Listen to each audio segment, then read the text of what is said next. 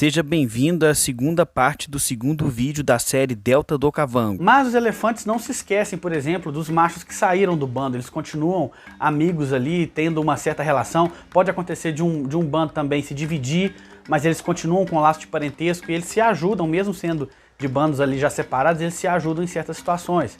Os elefantes eles conseguem se comunicar por longas distâncias, utilizando ultrassom.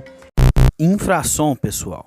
Então eles emitem sons que nós humanos não conseguimos ouvir, mas que eles ouvem a longuíssimas distâncias, aí dezenas de quilômetros, e eles conseguem se comunicar utilizando isso, e às vezes pedem ajuda. Então, por exemplo, você tem lá, de repente, uma mãe com um filhote, e ela está sendo acuada por predadores, ela pode pedir socorro.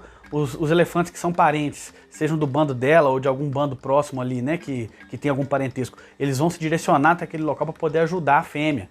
Né? E tem uma série de outras coisas interessantes nos elefantes. Por exemplo, eles têm o que a gente chama de luto, né? Que é o que o ser humano tem também. Então, quando morre alguém querido, que nós sentimos, né? Sofremos com aquilo, os elefantes sentem também. Eles vão até o corpo, né? do ente falecido ali, seguram a tromba, mexem. Você vê que o animal está sofrendo por aquela perda, né? E eles têm também uma relação de adoção. Quando uma mãe morre e deixa um filhote lá, as parentes delas, irmãs, normalmente vão acolher aquele sobrinho lá, vão ajudar, vão deixar que ele entre no bando. Isso não é comum com todos os animais, tá, pessoal?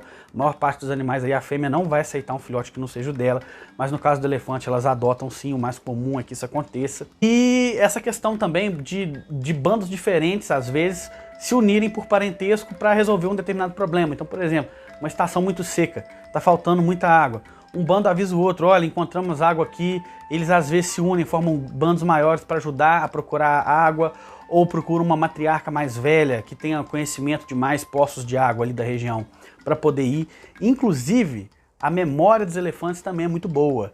E eu tô falando isso porque eu lembrei de um caso, teve uma matriarca que foi registrada, né, indo até um poço de água que estava seco há 30 anos, ou seja, 30 anos atrás, essa matriarca foi nesse poço, sabia que ele existia, guardou a localização do poço na cabeça e numa época de muita estiagem, 30 anos depois, ela foi lá naquele poço e havia água lá. Esse poço ficou seco por 30 anos, então ela não bebeu água ali nos últimos 30 anos, mas ela lembrou.